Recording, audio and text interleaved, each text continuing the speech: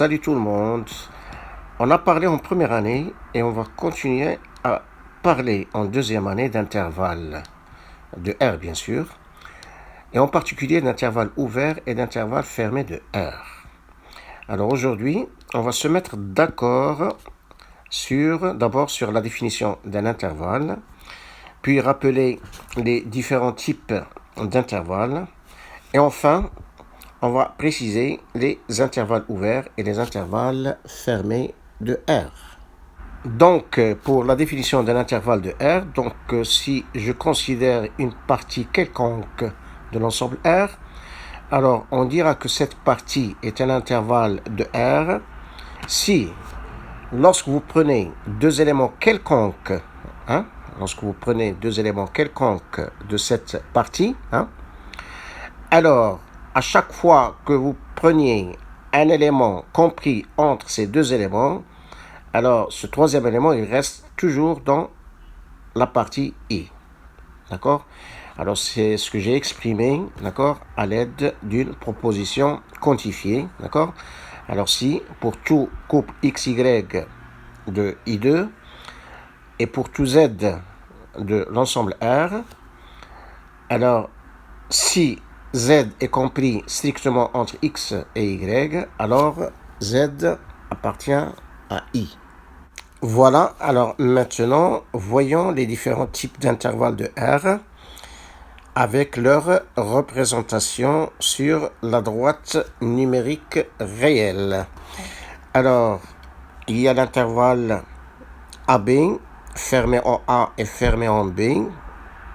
Il y a l'intervalle AB, fermé en A et ouvert en B. Il y a l'intervalle ouvert en A et fermé en B. Il y a l'intervalle ouvert en A et ouvert en B. Alors le premier, on l'appelle un intervalle fermé. Le second, on l'appelle un intervalle semi-ouvert. Alors à droite, d'accord, ou semi-fermé à gauche, d'accord. Donc, il est fermé en A et il est ouvert en B. Alors, le troisième intervalle, c'est un intervalle qui est lui aussi semi-ouvert à gauche ou semi-fermé à droite. Il est ouvert en A et il est fermé en B. Et puis, vous avez l'intervalle ouvert AB, c'est le quatrième. Alors, l'intervalle AB qui est ouvert en A et ouvert en B, c'est un intervalle c'est l'intervalle ouvert AB. Après, nous avons donc l'intervalle A plus l'infini. L'intervalle fermé en A plus l'infini. Puis l'intervalle moins l'infini A, qui est fermé en A. Puis l'intervalle A plus l'infini qui est ouvert en A, puis l'intervalle moins l'infini A qui est ouvert en A, puis l'intervalle moins l'infini plus l'infini qui est l'ensemble R, et puis l'ensemble vide. Alors remarquez que l'ensemble vide et R sont tous deux des intervalles de R. J'attire votre attention que plus l'infini et moins l'infini, ce sont deux symboles mais qui ne sont pas des nombres réels. Donc, lorsque plus l'infini et moins l'infini sont cités dans un intervalle, alors l'intervalle en question, il est toujours ouvert en ces deux symboles. Et je rappelle également qu'il n'y a pas de symbole qui s'appelle l'infini. D'accord? Je parle du programme de première bac et deuxième bac. Il y a plus l'infini et il y a moins l'infini. Il n'y a pas de l'infini tout court. D'accord? Voilà. Bien, alors après, j'ai quelques remarques à vous faire. Alors la première des remarques, c'est que si A appartient à R, le singleton petit a, c'est-à-dire l'ensemble qui contient le seul élément petit a, alors il peut être considéré comme un intervalle. C'est un intervalle qui est fermé en A et fermé en A. D'accord? Voilà. Puis la deuxième remarque, c'est que lorsque vous considérez un intervalle A1, alors ouvert des deux côtés ou ouvert d'un côté et fermé de l'autre, alors il s'agit de l'intervalle, l'ensemble vide. Troisième remarque, alors sachez que l'intersection de deux intervalles quelconques de l'ensemble R, c'est toujours un intervalle de R.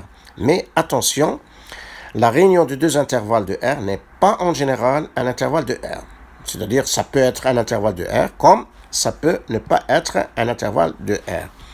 Et puis, la dernière remarque, c'est que les ensembles usuels de nombres, tels que, par exemple, l'ensemble N des entiers naturels, l'ensemble Z des entiers relatifs, l'ensemble D des nombres décimaux, l'ensemble Q, l'ensemble des nombres rationnels, l'ensemble R étoile, c'est-à-dire l'ensemble R privé de 0, c'est-à-dire l'ensemble des réels non nuls.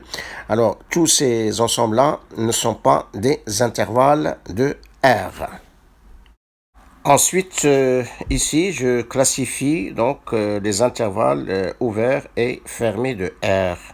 D'accord? Donc, si vous voulez, vous avez 5 types d'intervalles ouverts de R et 5 types d'intervalles fermés de R.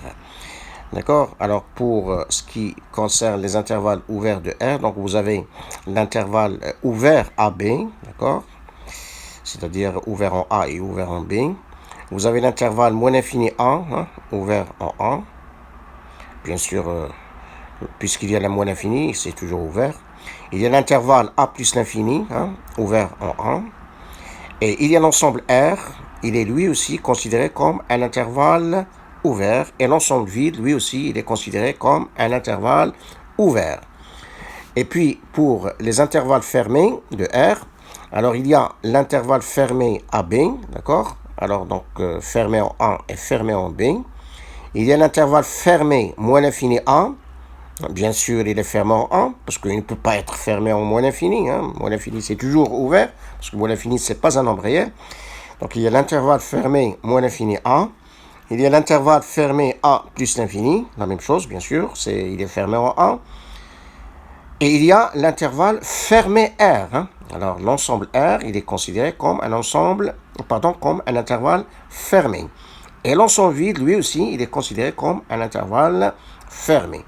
Donc, vous remarquez que l'ensemble vide et R, ils sont à la fois ouverts et fermés. Ce sont des intervalles qui sont à la fois des intervalles fermés et ouverts de R. Enfin, j'ai une petite remarque à vous faire, c'est que lorsque on a défini la monotonie d'une fonction, on l'a définie sur un intervalle. D'accord? Donc, par exemple, il y a un abus de langage. On dit parfois que la fonction x associée 1 sur x est strictement décroissante sur R étoile. C'est faux. R étoile n'est pas un intervalle. Donc, c'est pas ça ce qu'il faut dire. Il faut dire que cette fonction-là, x associé 1 sur x, est strictement décroissante sur chacun des intervalles R étoile moins et R étoile plus, c'est-à-dire moins l'infini 0 ouvert et l'intervalle ouvert 0 plus l'infini. Donc, évitez cet abus de langage. Alors, de même, lorsqu'on a défini la dérivabilité d'une fonction, on l'a définie sur un intervalle. D'accord? Donc, on ne dit pas que la fonction précédente est dérivable sur R étoile. D'accord? Donc, si vous voulez, on dit que la fonction x associé 1 sur x est dérivable sur chacun des intervalles ouverts, moins l'infini 0 et 0 plus l'infini. Voilà, merci de votre attention et à la prochaine séance. D'ici là, portez-vous bien et à bientôt.